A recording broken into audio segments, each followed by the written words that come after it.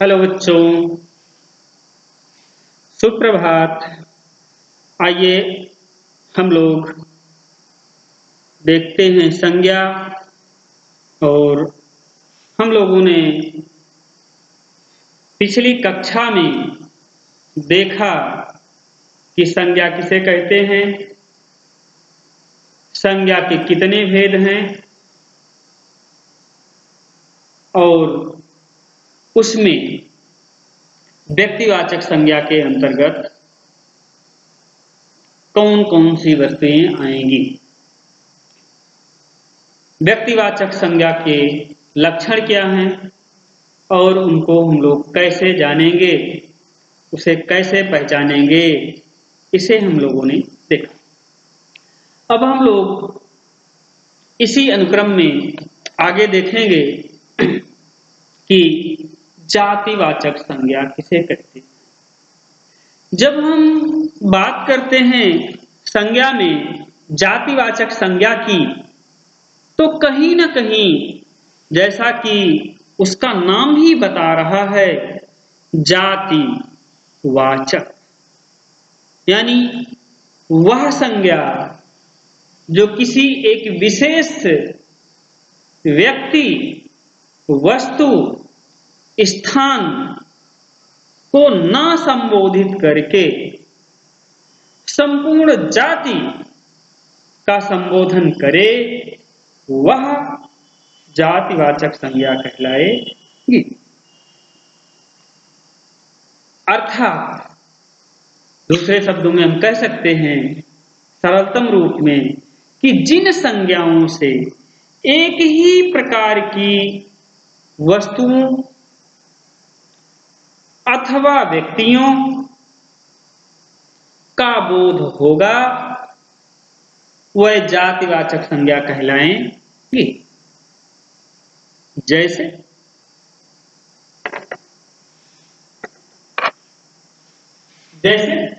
घर, नदी, पहाड़, मनुष्य आदि। अब जैसे हमने कहा मनुष्य, तो मनुष्य शब्द किसी एक विशेष व्यक्ति के लिए राम, श्याम, मोहन, राम या कृष्ण के लिए नहीं आ रहा है, अपितु उसमें जितने मनुष्य हैं सब उसके अंतर्गत आ जाएंगे। इसलिए मनुष्य किस तरह की संज्ञा होगी? जातिवाचक संज्ञा। अब हम दूसरा उदाहरण लेते हैं घर का। जैसे हमने कहा घर, तो किसी विशेष मकान के लिए नहीं, किसी विशेष घर के लिए नहीं आया है, अपितु घर शब्द का प्रयोग जो जितने भी घर बने होंगे हम सबके लिए उसका प्रयोग कर सकते हैं। इसलिए घर किस तरह की संज्ञा होगी? जातिवाचक संज्ञा। इसी तरह से अगर हम जैसे कहते हैं कनक भवन, सेवा सदन, तो ये जातिवाचक संज्ञा के अंतर्गत आएगी अथवा व्यक्तिवाचक संज्ञा के अंतर्गत आएगी। तो वो सदन नहीं है, सेवा सदन है, वह भवन नहीं है, बल्कि भवन में एक भवन कनक भवन है, इसलिए व्यक्तिवाचक संज्ञा होगी। लेकिन वहीं पे जब हम सदन कहेंगे, जब हम भवन कहेंगे, जब हम घर कहेंगे, तब वह किस तरह की संज्ञा होगी? जातिवाचक संज्ञा। इसी तरह से एक और उदाहरण लेते हैं नदी का। जैसे हमने कहा भारत की नदियां पूरब से पश्चिम से पूरब की ओर बहती हैं, या नर्मदा और ताप्ती नदियां पूरब से पश्चिम की ओर बहती हैं। तो यहां पे जैसे नर्मदा और ताप्ती नदी का नाम लिया गया, तो वह व्यक्तिवाचक संज्ञाएं होंगी। लेकिन जैसे कहा गया कि नदी, तो ना तो नर्मदा के लिए है, न ताप्ती के लिए है, न गंगा के लिए है, न गोदावरी के लिए है, अपितु सबके लिए, संपूर्ण नदी जाति का बोधक। इसलिए नदी व्यक्तिवाचक संज्ञा ना होकर के जातिवाचक संज्ञा हो।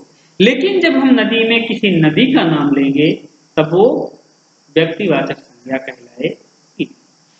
इसी तरह से और उदाहरण लेते हैं, जैसे पहाड़। जैसे हमने कहा पहाड़, तो उसमें किसी पहाड़ या किसी पर्वत का नाम नहीं है, बल्कि संपूर्ण पहाड़ों के लिए, संपूर्ण पर्वतों के लिए हम पहाड़ शब्द का प्रयोग करते हैं। इसलिए वो पर्वत जाति का बोध करा रहा है, इसलिए पहाड़ शब्द जातिवाचक संज्ञा होगी। लेकिन जैसे हमने कहा पर्वत, जब हमने कहा पर्वत तो वो जातिवाचक संज्ञा होगी। लेकिन जैसे ही हमने कहा अरावली पर्वत, नीलगिरी पर्वत, तुरंत वह नीलगिरी और अरावली जातिवाचक संज्ञा से निकलकर एक एक पर्वत हो गया, यानी अरावली पर्वत हो गया और नीलगिरी पर्वत हो गया। इसलिए वो व्यक्तिवाचक संज्ञा हो जाएगा। लेकिन जब हम कहेंगे केवल, हमने कहा पर्वत, हमने कहा पहाड़, तब वह जातिवाचक संज्ञा होगी, क्योंकि वो संपूर्ण पर्वत जाति का बोध करा रही है। तो बच्चों, इस तरह से हम लोगों ने देखा कि जातिवाचक संज्ञा जो अपने जाति के एक ही प्रकार की वस्तुओं के, एक ही प्रकार की व्यक्तियों के, एक ही प्रकार के व्यक्तियों के जाति का बोधक होती है, वह संज्ञा जातिवाचक संज्ञा कहलाती है। इसको हम कुछ रूपों में देख सकते हैं, जिसके उदाहरण के लिए अभी कुछ उदाहरण दिया गया, और इसको पहचानने के लिए कुछ और ऐसे तत्व हैं जिनके आधार पर हम आसानी से जातिवाचक संज्ञा को पहचान सकते हैं। इसमें पहला है आपका संबंधियों, व्यवसायों, पदों और कार्यों के नाम। तो संबंधियों, व्यवसायों, पदों और जो कार्यों के नाम होते हैं वह व्यक्तिवाचक संज्ञा ना होकर जातिवाचक संज्ञाएं होती हैं। जैसे हमने कहा बहन, तो जब हमने कहा बहन, तो हमारी बहन, आपकी बहन किसी एक व्यक्ति की बहन के लिए नहीं, बल्कि सभी बहनों के लिए वो शब्द बहन आ रहा है, इसलिए वो जातिवाचक संज्ञा होगा। जैसे हमने कहा मायावती बहन, तो मायावती जैसे कहा गया वो जो है व्यक्तिवाचक संज्ञा के अंतर्गत चला जाएगा, जबकि बहन जातिवाचक संज्ञा के अंतर्गत होगा। इसी तरह से जैसे कहा गया ठग, ठग किसी का नाम नहीं है, बल्कि लूटपाट करने वालों को ठग कहा जाता है, ठगने वालों को ठग कहा जाता है। इसलिए वो ऐसी जाति का बोध कराती है जो ठगी का काम करते हैं, इसलिए ठग जातिवाचक संज्ञा। इसी तरह से मंत्री, मंत्री शब्द किसी एक मंत्री के लिए नहीं आ रहा है, इसलिए वो चाहे प्रधानमंत्री हो, चाहे मुख्यमंत्री हो, चाहे आपका स्वास्थ्य मंत्री हो, चाहे आपका शिक्षा मंत्री हो, तो सबका बोध करा रहा है मंत्री। इसलिए मंत्री किस तरह का शब्द है? जातिवाचक संज्ञा है। जैसे प्राचार्य, जो आपके पद होते हैं, ये भी क्या होते हैं? पद जो होते हैं वो जातिवाचक होते हैं। अब जब प्राचार्य के आगे नाम लग जाएगा, विद्यालय का नाम जुड़ जाएगा, तो व्यक्तिवाचक संज्ञा में आ जाएगा। लेकिन जब तक वो प्राचार्य है तब तक वो जातिवाचक। इसी तरह से प्रोफेसर, प्रोफेसर शब्द एक प्रोफेसर की जाति का बोध करा रहा है, इसलिए वो क्या है? जातिवाचक संज्ञा।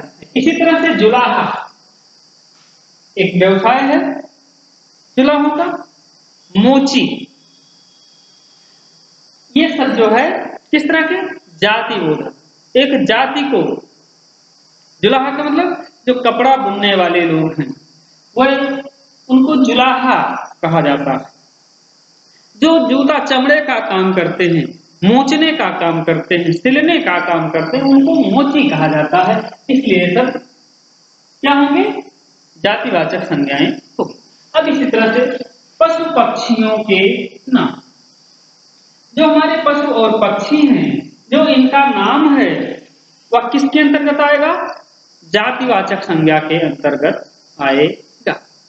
जैसे घोड़ा, जैसे गाय, जैसे तोता, जैसे मैना, जैसे जैसे हमने कहा घोड़ा, तो घोड़ा किसी एक घोड़े का प्रतीक नहीं, बल्कि घोड़ा जाति, घोड़े की जाति का बोधक है। एक जाति है घोड़े की पशुओं में, इसलिए वो जाति बोधक है। लेकिन जैसे हमने कहा चेतक, चेतक क्या था? एक घोड़ा था। तो जैसे हमने कहा चेतक जो कि घोड़ा है, वो चेतक जातिवाचक नहीं होगा, अपितु व्यक्तिवाचक हो जाएगा। जैसे हमने कहा गाय, गाय हमने कहा तो गाय किस तरह का शब्द है? जातिवाचक है, क्योंकि संपूर्ण गाय जाति का बोधक है। लेकिन जैसे हमने कहा नंदिनी गाय, काली गाय, जर्सी गाय, तो वो जो है उसका वर्गीकरण करती है, गाय का वर्गीकरण करती है। गाय में एक गाय का नाम आ जाता है, इसलिए वो जातिवाचक की जगह व्यक्तिवाचक में चले जाएंगे। लेकिन जब तक गाय है, केवल गाय है, तब तक वो जातिवाचक में आएगा। इसी तरह से आपका कौवा है, तोता है, मैना है, ये सब जातिवाचक संज्ञाएं हैं, क्योंकि ये सब एक एक जाति का बोध करा रही। इसी तरह से तीसरे नंबर पे आता है वस्तुओं के नाम, जैसे मकान, जैसे कुर्सी, जैसे घड़ी, जैसे पुस्तक, जैसे मेज। अब हमने जैसे कहा मकान, घर, अभी हमने आपको घर का उदाहरण भी दिया था। जैसे हमने कहा कुर्सी, तो कुर्सी, एक कुर्सी जाति का बोध करा रही है, ना कि किसी लोहे वाली कुर्सी, काठ वाली कुर्सी, घूमने वाली कुर्सी, छोटी कुर्सी, बड़ी कुर्सी, किसी कुर्सी का नहीं, बल्कि संपूर्ण कुर्सी जाति का बोध करा रही है।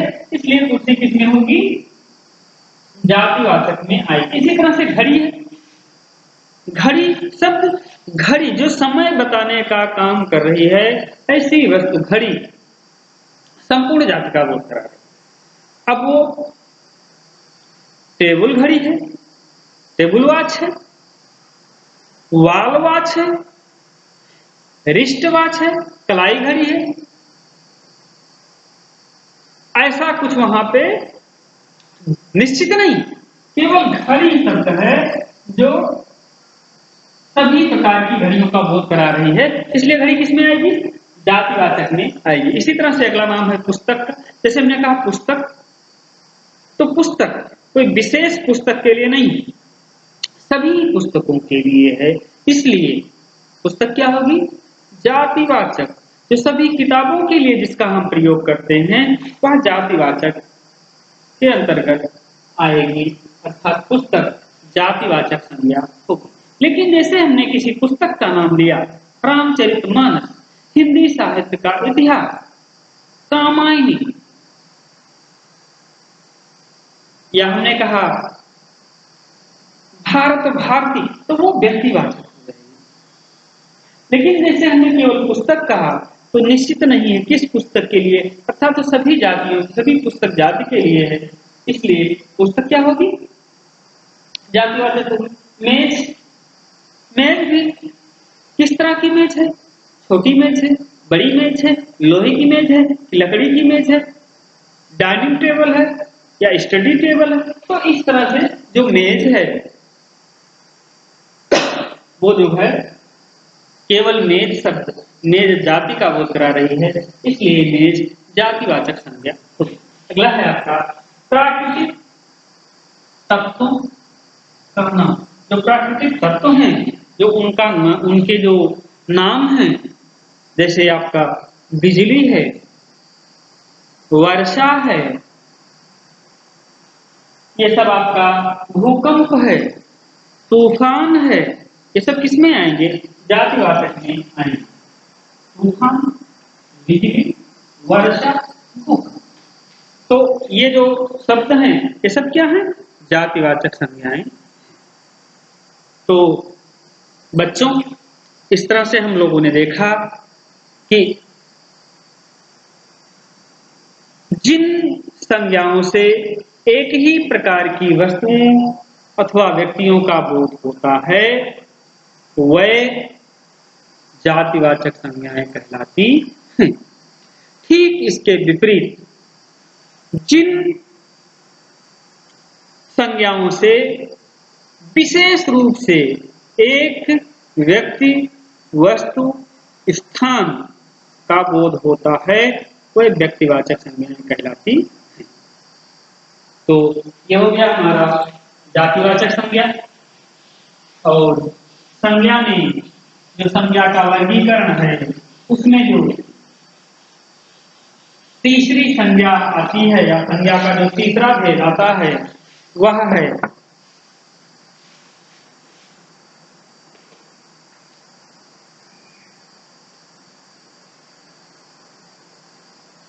भाववाचक संज्ञा।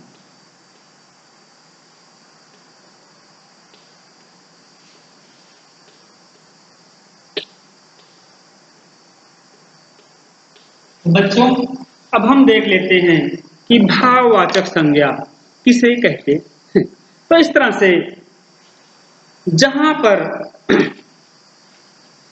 जिस संज्ञा शब्द से व्यक्ति या वस्तु के गुण, धर्म, दशा अथवा व्यापार का बोध होता है, व्यापार का मतलब यहां पर व्यापार करना नहीं अपितु उसका एक तरह से धर्म हो गया, भाव हो गया, बोध होता है। अर्थात जिस संज्ञा शब्द से व्यक्ति या वस्तु के गुण, धर्म, दशा अथवा व्यापार का बोध होता है उसे भाववाचक संज्ञा कहते हैं। जैसे लंबाई, जैसे बुढ़ापा, जैसे नम्रता, मिठास, समझ, चाल इत्यादि। इस तरह से हम कह सकते हैं कि जितने भी पदार्थ हैं उनका अपना अपना एक धर्म होता है, उनकी अपनी एक प्रकृति होती है। जैसे आग, आग की प्रकृति है उष्णता, गर्मी, और जब तक आग में गर्मी नहीं होगी तब तक वह आग आग नहीं रह जाएगी। इसी तरह से जैसे मनुष्य, जो आदमी है उसमें देवत्व और पशुत्व दोनों का भाव पाया जाता है। इसलिए तो प्रत्येक व्यक्ति का, प्रत्येक वस्तु का कुछ अपना भाव होता है, अपनी प्रकृति होती है, जिसके आधार पर हम भाववाचक संज्ञा का निर्धारण करते हैं।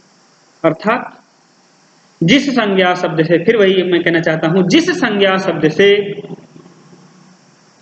व्यक्ति या वस्तु के गुण, धर्म, दशा अथवा व्यापार का बोध होता है उसे भाववाचक संज्ञा कहते हैं। जैसे घोड़ा है तो उसमें बल है, वेग है, आकार है।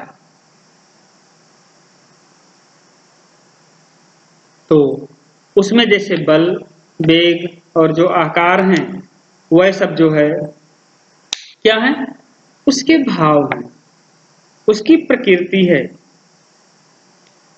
इस प्रकार हम कह सकते हैं कि व्यक्तिवाचक संज्ञा की तरह भाववाचक संज्ञा से भी किसी एक ही भाव का बोध होता है। भाववाचक संज्ञा से व्यक्तिवाचक संज्ञा की तरह किसी एक ही भाव का बोध होता। धर्म, गुण,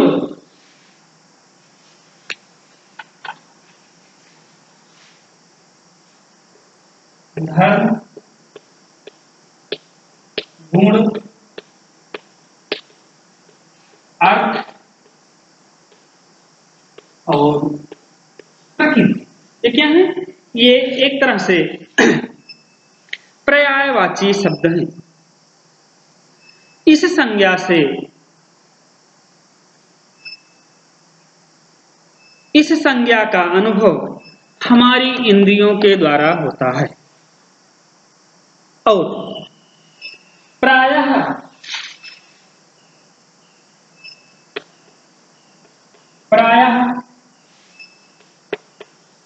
भाववाचक संज्ञा का बहुवचन नहीं होता है।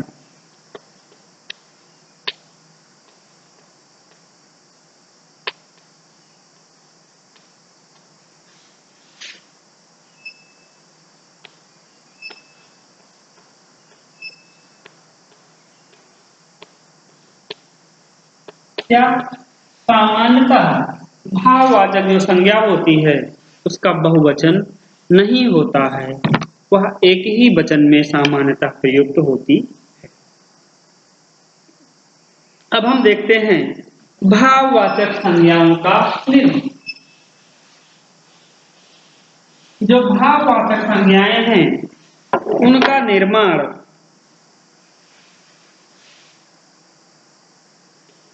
किन संज्ञाओं से होता है? किनसे होता है?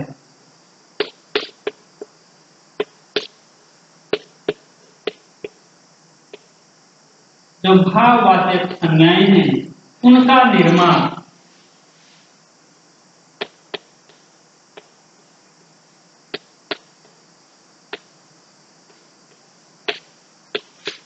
जातिवाचक संज्ञा से होता है। जैसे मनुष्य,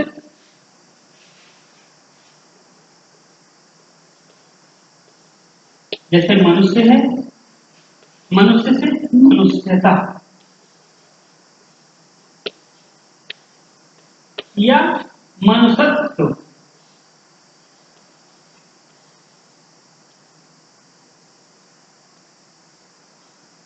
मनुष्यत्व।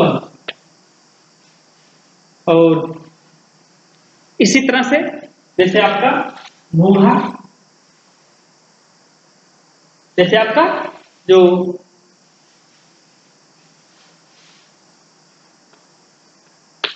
बूढ़ा शब्द है, इससे जो भाववाचक संज्ञा बनेगी तो बनेगी बूढ़ापा। इसी तरह से जैसे आपका मित्र है तो उससे बनेगी मित्रता।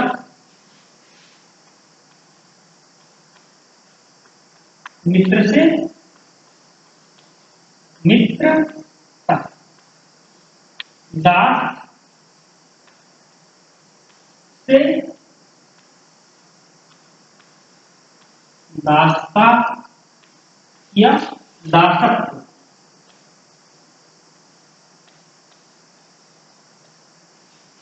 तो बच्चों, ये जो उदाहरण है ये आपके जातिवाचक संज्ञा से भाववाचक संज्ञा के उदाहरण थे। अब कुछ भाववाचक संज्ञाएं विशेषण से बनती हैं।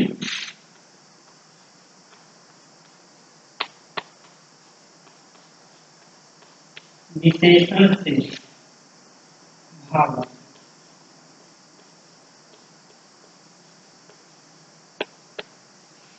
जैसे आपका मीठा है,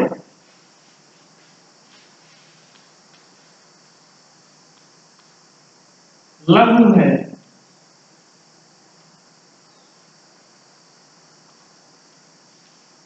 जैसे मीठा से मिठास हो जाएगा, लघु से लघुत्व हो जाएगा या लघुता हो जाएगी। ये मिठास लघुत्व और लघुता क्या है? भाववाचक संज्ञाएं हैं। इसी तरह से क्रिया से सब लोगों ने देखा, जातिवाचक संज्ञा से भाववाचक संज्ञा, विशेषण से भाववाचक संज्ञा, और तीसरा है क्रियाओं से।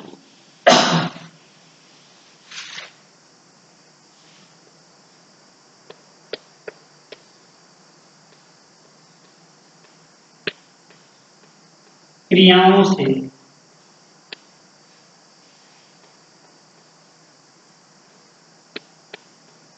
भाववाचक संज्ञा।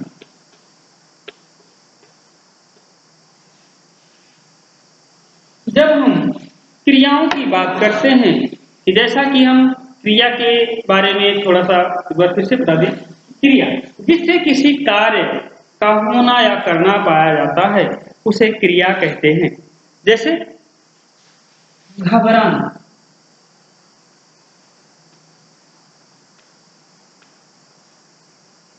जैसे एक क्रिया है घबराना। जैसे चलना, तो घबराना क्या है? एक क्रिया है जिसका भाववाचक बनेगा घबराहट।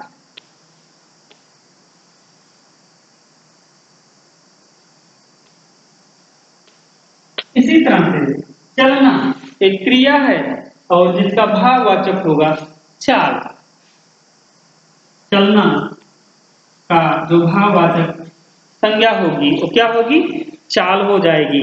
इसी तरह से जैसे आपका लिखना है, पूजना है, क्या है?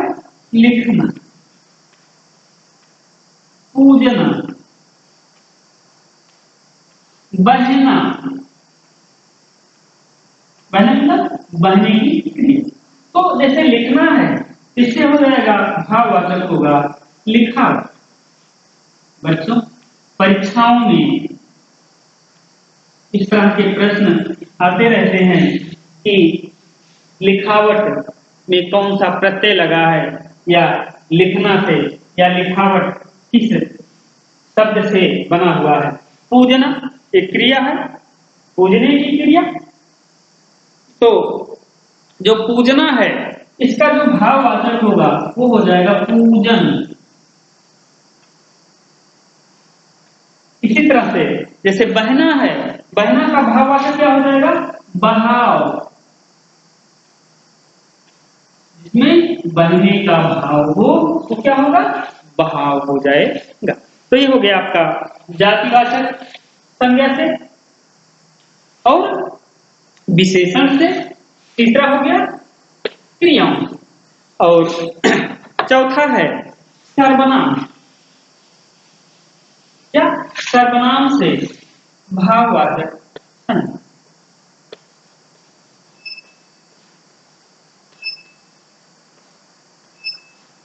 सर्वनाम से भाववाचक संज्ञा। इसमें जैसे सर्वनाम में अपना, अहम, कुछ उदाहरण लेते हैं सर्वनाम के। जैसे अपना, अहम,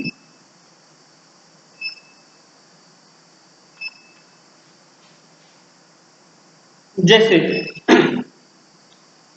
निज,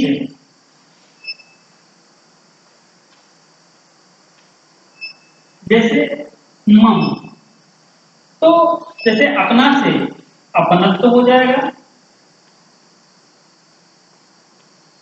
या अपनापन हो जाएगा।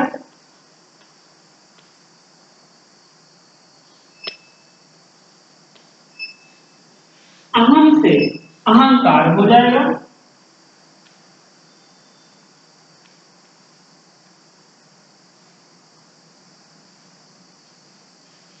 इसी तरह से आपका जो निज है, निज से निजत्व हो जाएगा। क्या हो जाएगा? निज से निजत्व या निजता।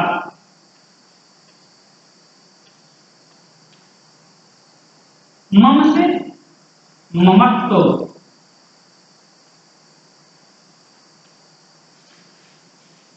या ममता।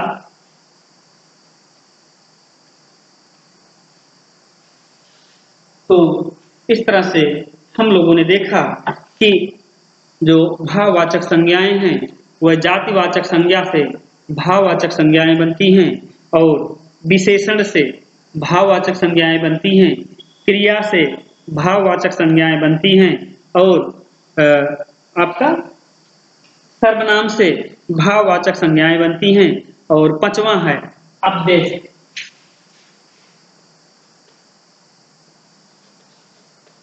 अव्यय अव्यय जो शब्द हैं इनसे भी भाववाचक संज्ञाएं बनती, जैसे समीप, कहाँ गया भाई, जैसे समीप, दूर, निकट।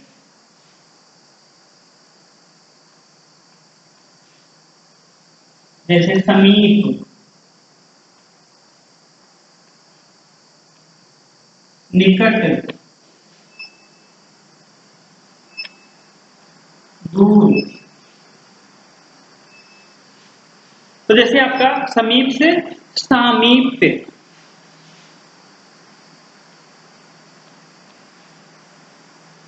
समीप से हो जाएगा सामीप्य और आपका निकट से हो जाएगा नैकट्य।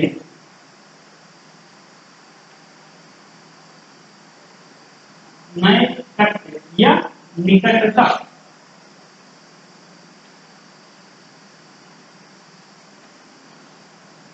जैसे दूर से आपका हो जाएगा दूरी। इसी तरह से जैसे आपका है शाबाश, कहते हैं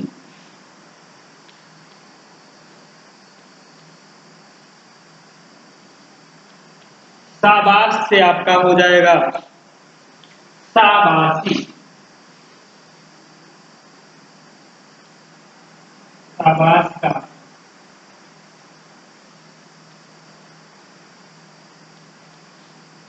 शाबाशी हो जाएगी।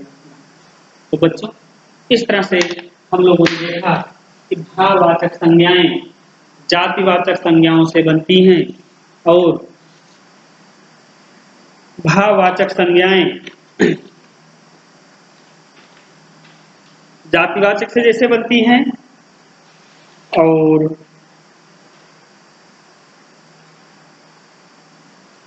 तो इस तरह से भाववाचक संज्ञाएं 5 तरह से इनका निर्माण होता है, जिसमें पहला है आपका जातिवाचक से भाववाचक, फिर विशेषण से भाववाचक, फिर क्रिया से भाववाचक, फिर सर्वनाम से भाववाचक, फिर अव्यय से भाववाचक।